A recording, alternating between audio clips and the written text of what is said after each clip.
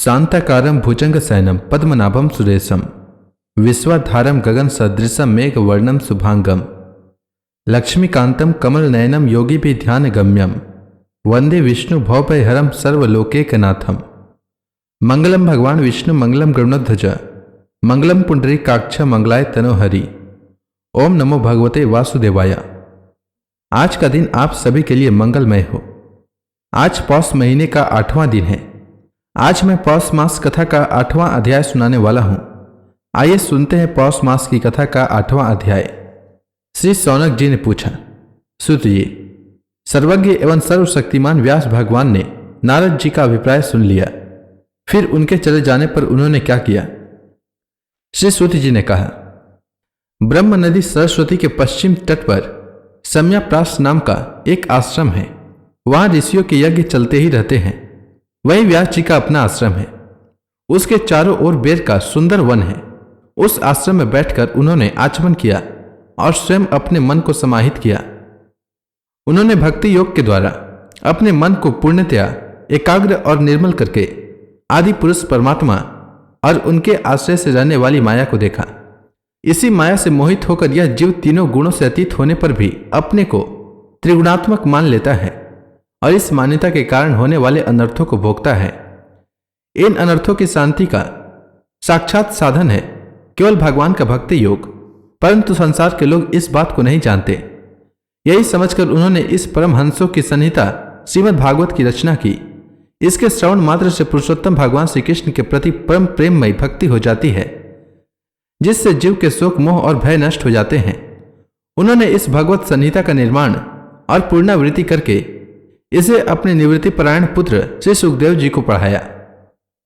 श्री शौनक जी ने पूछा, श्री सुखदेव जी तो अत्यंत निवृत्ति परायण हैं। उन्हें किसी भी वस्तु की अपेक्षा नहीं है। वे सदा आत्मा में ही रमण करते हैं। फिर उन्होंने किस लिए इस विशाल ग्रंथ का अध्ययन किया?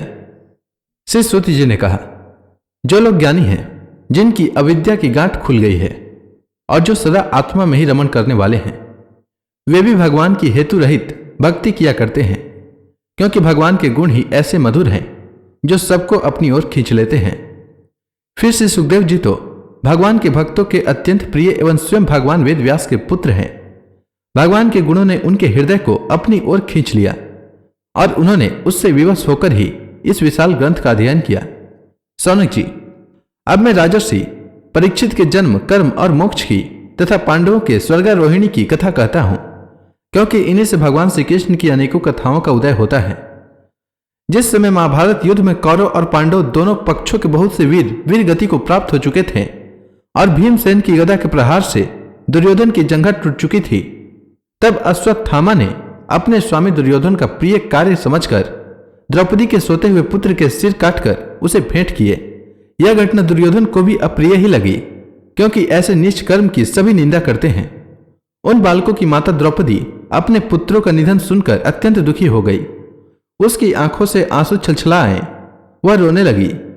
अर्जुन ने उसे संतावना देते हुए कहा, कल्याणी, मैं तुम्हारे आंसू तब पोंछूंगा जब उस अतताई ब्राह्मणधम का सिर गांडीव धनुष के बाणों से काटकर तुम्हें भेंट करूंगा और पुत्रों की अंत्येष्टि क्रिया के बाद तुम उस पर पैर रखकर स्नान करोगी। अर्जुन ने इन मीठी और विचित्र बातों से द्रौपदी को संतावना दी और अपने मित्र भगवान श्री कृष्ण की सलाह से उन्हें सारथी बनाकर कवच धारण कर और अपने भयानक गांडीव धनुष को लेकर वे रथ पर सवार हुए तथा गुरुपुत्र अश्वत्थामा के पीछे दौड़ पड़े। बच्चों की हत्या से अश्वत्थामा का भी मन उद्विग्न हो गया था। जब उसने दूर से ही देखा कि अर्जुन मेरी ओर झपटे हुए आ रहे हैं, तब वह अपने प्राणों की रक्षा के लिए पृथ्वी पर जहां तक भाग सकता था रुद्र से भयभीत सूर्य की भांति भागता रहा। जब उसने देखा कि मेरे रथ के घोड़े थक गए हैं और मैं बिल्कुल अकेला हूं, तब उसने अपने को बचाने का एकमात्र साधन ब्रह्मास्त्र ही समझा। यद्यपि उसे ब्रह्मास्त्र की लौटाने की विधि मालूम नहीं थी, फिर भी प्राण संकट देखकर उसने आचमन किया और ध्यानस्थ होकर ब्रह्मास्त्र का संधान किया। उस अस्त्र से सब दिशाओं में एक बड़ा प्रचंड तेज फैल गया। अर्जुन ने देखा कि अब तो मेरे प्राणों पर ही आ बनी है। तब उन्होंने श्री कृष्ण से प्रार्थना की। अर्जुन ने कहा, श्री कृष्ण, तुम सच्चिदानंद स्वरूप परमात्मा हो, तुम्हारी शक्ति अनंत है, तुम ही भक्तों को अभय देने वाले हो। जो संसार की धधकती हुई आग में जल रहे हैं, उन जीवों को उससे उबारने के लिए एकमात्र तुम ही हो। तुम प्रकृति से परे रहने वाले आदि पुरुष साक्षात परमेश्वर हो। अपने चित्त शक्ति से बहिरंग एवं त्रिगुणमयी माया को दूर भगाकर अपने अद्वितीय स्वरूप में स्थित हो। वही तुम अपने प्रभाव से माया मोहित जीवों के लिए धर्म आदि कल्याण का विधान करते हो। तुम्हारा यह अवतार पृथ्वी का भार हरण करने के लिए और तुम्हारे अनन्य प्रेमी भक्त जनों के निरंतर स्मरण ध्यान करने के लिए है। स्वयं प्रकाश स्वरूप श्री कृष्ण, यह भयंकर तेज सब ओर से मेरी ओर आ रहा है। यह क्या है, कहां से, क्यों आ रहा है, इसका मुझे बिल्कुल पता नहीं है। भगवान ने कहा, अर्जुन, यह अश्वत्थामा का चलाया हुआ ब्रह्मास्त्र है। यह बात समझ लो कि प्राण संकट उपस्थित होने से उसने इसका प्रयोग तो कर दिया है, परंतु वह इस अस्त्र को लौटाने की विधि नहीं जानता है। किसी भी दूसरे अस्त्र में इसको दबा देने की शक्ति नहीं है। तुम शास्त्रास्त्र विद्या को भली भांति जानते ही हो। ब्रह्मास्त्र के तेज से ही इस ब्रह्मास्त्र की प्रचंड आग को बुझा दो। सूत जी कहते हैं, अर्जुन विपक्षी वीरों को मारने में बड़े प्रवीण थे। भगवान की बात सुनकर उन्होंने आचमन किया और भगवान की परिक्रमा करके ब्रह्मास्त्र के निवारण के लिए ब्रह्मास्त्र का ही संधान किया। उन दोनों ब्रह्मास्त्रों के तेज प्रलयकालीन सूर्य एवं अग्नि के समान आपस में टकराकर सारे आकाश और दिशाओं में फैल गए और बढ़ने लगे। तीनों लोकों को जलाने वाली उन दोनों अस्त्रों की बड़ी हुई लपटों से प्रजा जलने लगी और उसे देखकर सबने यही समझा कि यह प्रलयकारी सामवर्तक अग्नि है। उस आग से प्रजा का और लोकों का नाश होते देखकर भगवान की अनुमति से अर्जुन ने उन दोनों को ही लौटा लिया। अर्जुन की आंखें क्रोध से लाल लाल हो रही थी। उन्होंने झपट कर उस क्रूर अश्वत्थामा को पकड़ लिया और जैसे कोई रस्सी से पशु को बांध ले वैसे ही बांध लिया। अश्वत्थामा को बलपूर्वक बांधकर अर्जुन ने जब शिविर की ओर ले जाना चाहा, तब उनसे कमल नयन भगवान श्री कृष्ण ने कुपित होकर कहा, अर्जुन, इस ब्राह्मणाधम को छोड़ना ठीक नहीं है। इसको तो मार ही डालो। इसने रात में सोए हुए निरपराध बालकों की हत्या की है। धर्मवेता पुरुष, असावधान, मतवाले, पागल, सोए हुए बालक, स्त्री, विवेक ज्ञान शून्य, शरणागत, रथहीन और भयभीत शत्रु को कभी नहीं मारते, परंतु जो दुष्ट और क्रूर पुरुष दूसरों को मारकर अपने प्राणों का पोषण करता है, उसका तो वध ही उसके लिए कल्याणकारी है, क्योंकि वैसी आदत को लेकर यदि वह जीता है तो और भी पाप करता है और उन पापों के कारण नरकगामी होता है। फिर मेरे सामने ही तुमने द्रौपदी से प्रतिज्ञा की थी कि मानवती, जिसने तुम्हारे पुत्र को वध किया है, उसका सिर मैं उतार लाऊंगा।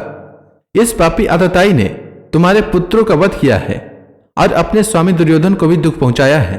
इसलिए अर्जुन, इसे मार ही डालो। भगवान श्री कृष्ण ने अर्जुन के धर्म की परीक्षा लेने के लिए इस प्रकार प्रेरणा की, परंतु अर्जुन का हृदय महान था। यद्यपि अश्वत्थामा ने उनके पुत्रों की हत्या की थी, फिर भी अर्जुन के मन में गुरुपुत्र को मारने की इच्छा नहीं हुई। इसके बाद अपने मित्र और सारथी श्री कृष्ण के साथ अपने युद्ध शिविर में पहुंचे। वहां अपने मृत पुत्रों के लिए शोक करती हुई द्रौपदी को उसे सौंप दिया। द्रौपदी ने देखा कि अश्वत्थामा पशु की तरह बांध कर लाया गया है। निंदित कर्म करने के कारण उसका मुख नीचे की ओर झुका हुआ है। अपना अनिष्ट करने वाले गुरुपुत्र अश्वत्थामा को इस प्रकार अपमानित देखकर द्रौपदी का कोमल हृदय कृपा से भर आया और उसने अश्वत्थामा को नमस्कार किया। गुरुपुत्र का इस प्रकार बांध कर लाया जाना सती द्रौपदी को सहन नहीं हुआ। उसने कहा, छोड़ दो इन्हें, छोड़ दो, ये ब्राह्मण हैं, हम लोगों के अत्यंत पूजनीय हैं, जिनकी कृपा से आपने रहस्य के सारे धनुर्वेद और प्रयोग तथा उपसंहार के साथ संपूर्ण शास्त्रों का ज्ञान प्राप्त किया है। वे आपके आचार्य द्रोण ही पुत्र के रूप में आपके सामने खड़े हैं। उनकी अर्धांगिनी कृपी अपने वीर पुत्र की ममता से ही अपने पति का अनुगमन नहीं कर सकी। वे अभी जीवित हैं। महाभाग्यवान आर्यपुत्र, आप तो बड़े धर्मज्ञ हैं। जिस गुरु वंश की नित्य पूजा और वंदना करनी चाहिए, उसी को व्यथा पहुंचाना आपके योग्य कार्य नहीं है। जैसे अपने बच्चों के मर जाने से मैं दुखी होकर रो रही हूं और मेरी आंखों से बार बार आंसू निकल रहे हैं, वैसे ही इनकी माता न रोएं। जो राजा अपने कुकृत्यों से ब्राह्मण कुल को कुपित कर देते हैं, वह कुपित ब्राह्मण कुल उन राजाओं को सब परिवार सुकाग्नि में डालकर शीघ्र ही भस्म कर देता है। सूत जी ने कहा, शौनक आदि ऋषियों, द्रौपदी की बात धर्म और न्याय के अनुकूल थी। उसमें कपट नहीं था, करुणा और समता थी। अतएव राजा युधिष्ठिर ने रानी के इन हित भरे श्रेष्ठ वचनों का अभिनंदन किया। साथ ही नकुल, सहदेव, सात्यकी, अर्जुन, स्वयं भगवान श्री कृष्ण और वहां पर उपस्थित सभी नर नारियों ने द्रौपदी की बात का समर्थन किया। उस समय क्रोधित होकर भीमसेन ने कहा, जिसने सोते हुए बच्चों को न अपने लिए और न अपने स्वामी के लिए बल्कि व्यर्थ ही मार डाला, उसका तो वध ही उत्तम है। भगवान श्री कृष्ण ने द्रौपदी और भीमसेन की बात सुनकर और अर्जुन की ओर देखकर कुछ हंसते हुए कहा। भगवान श्री कृष्ण बोले, पतित ब्राह्मण का भी वध नहीं करना चाहिए और अतताइयों को मार ही डालना चाहिए। शास्त्रों में मैंने ही ये दोनों बातें कही हैं, इसलिए मेरी दोनों आज्ञाओं का पालन करो। तुमने द्रौपदी को संतावना देते समय जो प्रतिज्ञा की थी उसे भी सत्य करो, साथ ही भीमसेन, द्रौपदी और मुझे जो प्रिय हो वह भी करो। सूत जी कहते हैं, अर्जुन भगवान के हृदय की बात तुरंत ताड़ गए और उन्होंने अपनी तलवार से अश्वत्थामा के सिर की मणि उसके बालों के साथ उतार ली। बालकों की हत्या करने से वह श्रीहीन तो पहले ही हो गया था, अब मणि और ब्रह्म तेज से भी रहित हो गया। इसके बाद उन्होंने रस्सी का बंधन खोलकर उसे शिविर से निकाल दिया। मुंड देना, धन छीन लेना और स्थान से बाहर निकाल देना, यही ब्राह्मणाधमों का वध है। उनके लिए इससे भिन्न शारीरिक वध का विधान नहीं है। पुत्रों की मृत्यु से द्रौपदी और पांडव सभी शोकातुर हो रहे थे। अब उन्होंने अपने मरे हुए भाई बंधुओं की दहादी अंत्येष्टि क्रिया की। तो इसी के साथ यह अध्याय समाप्त हुआ। इसके आगे की कथा मैं कल के अध्याय में सुनाऊंगा। तब तक के लिए भगवान हरि का नाम लेते रहें। तो प्रेम से बोलिए भगवान विष्णु की जय, श्री कृष्ण भगवान की जय, लक्ष्मी माता की जय, तुलसी माता की जय, समस्त देवी देवताओं की जय।